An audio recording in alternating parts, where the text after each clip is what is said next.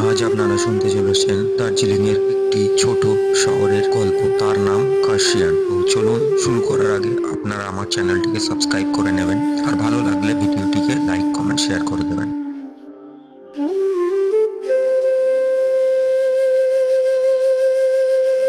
কার্শিয়াং ভারতের পশ্চিমবঙ্গ রাজ্যের দার্জিলিং জেলায় একটি ছোট পাহাড়ি শহর। এটি হিমালয়ের পাদদেশে অবস্থিত এবং তার চা বাগান, মনোরম প্রাকৃতিক দৃশ্য ও মনোরম আবহাওয়ার জন্য বিখ্যাত।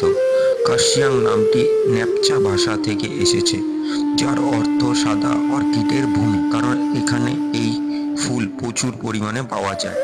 কার্শিয়াংয়ের ইতিহাস মূলত ব্রিটিশ শাসনের সঙ্গে যুক্ত।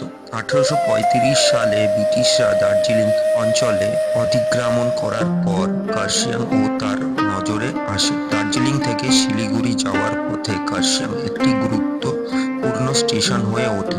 1880 সালে দার্জিলিং হিমালয়া রেলওয়ের ডিএইচআর টয় ট্রেন চালু হলে কার্শিয়াং আরও প্রসিদ্ধ হয়ে ওঠে। ইউনেস্কো ওয়ার্ল্ড হেরিটেজ স্থাপিত হয়। ব্রিটিশরা কার্শিয়াংকে একটি পাহাড়ি স্টেশন হিসাবে গড়ে তোলে, যা গরমের সময় তাদের বিশ্রামস্থল হিসাবে ব্যবহৃত হতো।